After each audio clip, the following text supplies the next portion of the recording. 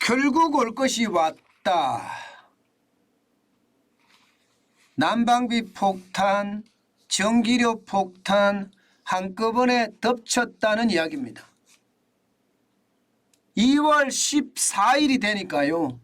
이제 1월달 고지서가 날아오기 시작을 했고요.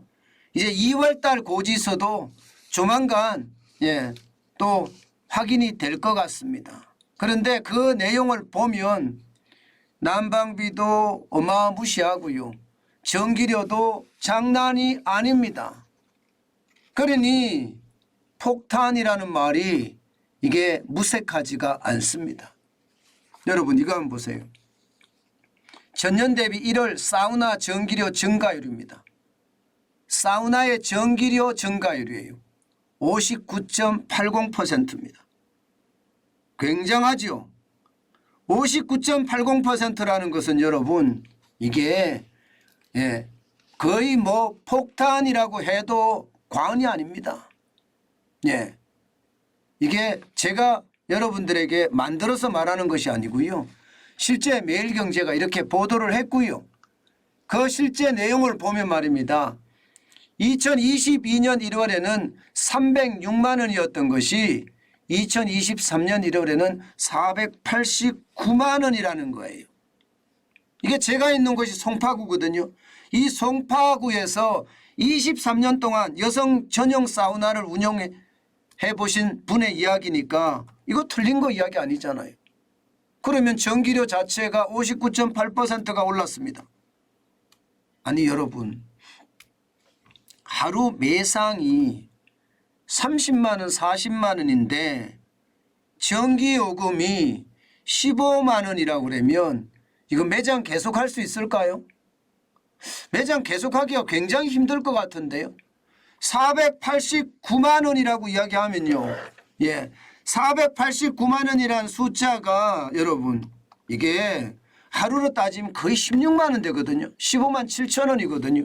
하루 매상이 30만에서 40만 원 하는데 전기료가 15만 7,740원까지 나온다 그러면 어느 누가 사우나를 계속 운영하겠습니까?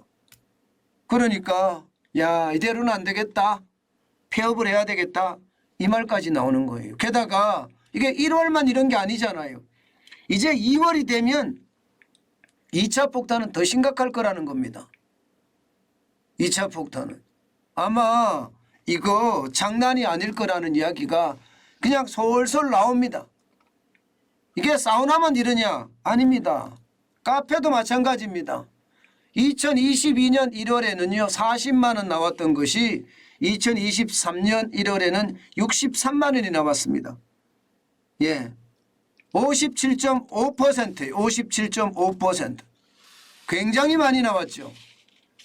그야말로 직격탄이라고 이야기할 만큼 지금 장난이 아니라는 이야기예요. 여기다가 요즘 말입니다. 졸업 시즌이잖아요. 꽃값. 와, 여러분 꽃값이 진짜 눈물 납니다. 꽃값이 얼마 정도가 나오면요. 장미 한 단에 평균 단가가 16,508원이에요. 작년에 평균 단가가 12,047원이었거든요. 37원이나 급등했습니다. 이게 화해시설이라는 게 따뜻하게 해줘야 되잖아요. 그러다 보니까 전기요금이나 기름값이 상승을 해서 어쩔 수 없이 올린다 이렇게 이야기합니다. 이렇게 되니까 여러분 온 곳에서 난립니다. 이게 자영업자 또 농민 여기에서 한 걸음 더 나아가서 말입니다. 보육시설에서도요. 난방비 폭탄이 되니까 후원자를 찾아 나서기까지 합니다. 보육시설에서도. 보육시설의 난방비가 최근에 50만 원 정도 나오던 것이 90만 원으로 나온다고 하거든요. 거의 말입니다. 2배 가까이 늘었다는 거예요. 2배. 그러니 보육시설에서는 어떻게 됩니까? 이게 뭐 생산시설이 아니잖아요. 워낙 전기요금이나 난방비가 많이 오르니까 절약할 만큼 절약을 해요.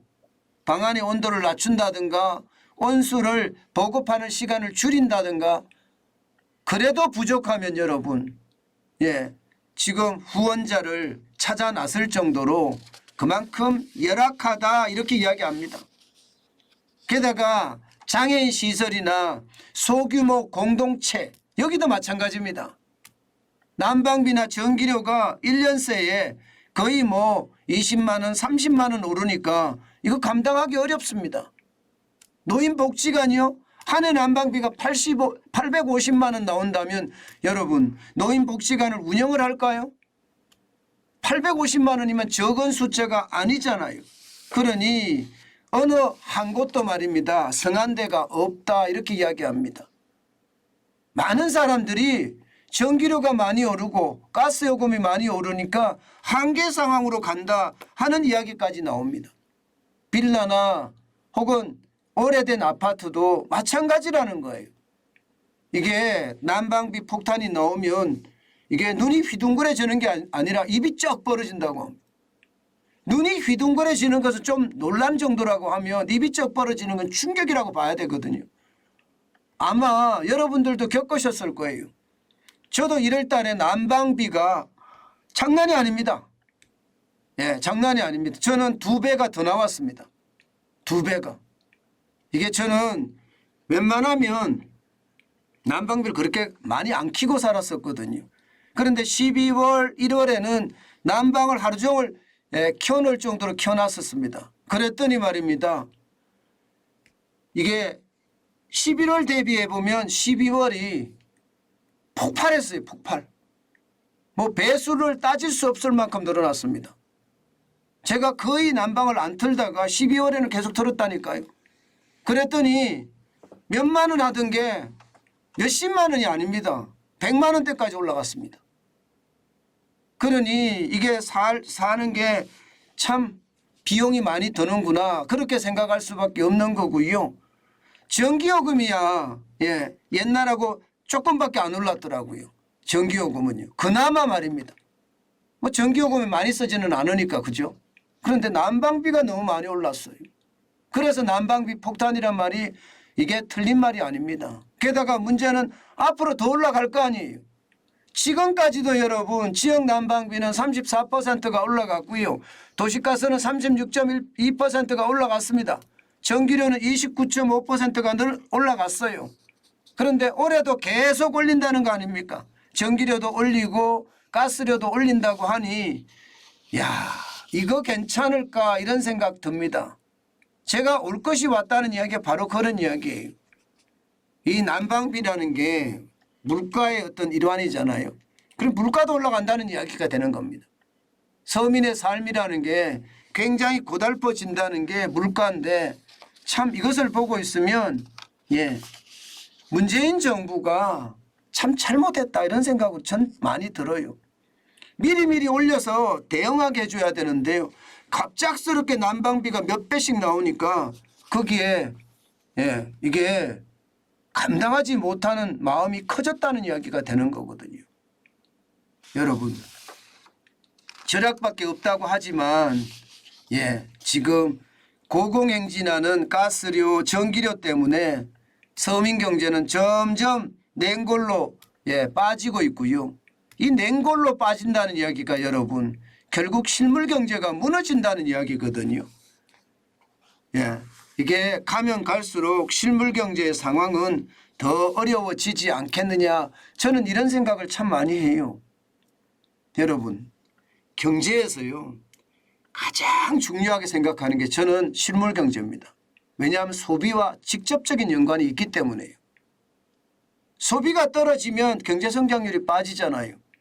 수출이 빠지면 경제 성장률이 빠지는 것처럼 말입니다. 그런데 수출은 계속 좋지 않거든요. 그런 와중에 이게 에너지 쇼크라고 이야기하고 인플레이션이라고도 이야기하는데 난방비 폭탄이 전기료 폭탄이 결국은 안 그래도 이자 폭탄까지 겸해져 있잖아요. 이런 상태에서 소비자 물가도 많이 오른 그런 상태에서 소비는 더 악화될 수밖에 없는 게 현실이 아니겠느냐 저는 그렇게 생각합니다. 결국 소비가 더 어려워지는 신호 저는 여기서 볼 수 있다고 봅니다. 경제라는 게 여러분 예, 저는 실물 경제를 주로 말씀을 드리잖아요. 예, 그런 차원에서 보면 말입니다. 국민들이 또 조금 더 나아가서는 소비자들이 주머니에 돈이 있어야 됩니다. 그래야지만이 소비가 진작이 돼요. 물가가 좀 비싸다고 하더라도 돈만 있으면 쓰거든요. 그런데 이 돈이 굉장히 부족해진다는 사실이고요. 예, 결국 실질소득이 감소하니까 그런 현상이 벌어지는 거거든요. 여기에다가 전기료나 가스료 폭탄까지 겹치면요. 결국 실물 경제는 부서지고 수출까지 부서진 마당에 우리 경제 전체적으로도 지금 현재까지는 더 안 좋은 방향으로 가고 있다. 그 말씀 드릴 수가 있을 것 같습니다. 예, 우리는요 아주 작은 단서긴 하지만 분명히 난방비 폭탄이 소비를 줄여서 우리 경제 성장률에도 영향을 미칠 거다. 예, 저는 이렇게 예상하는 겁니다.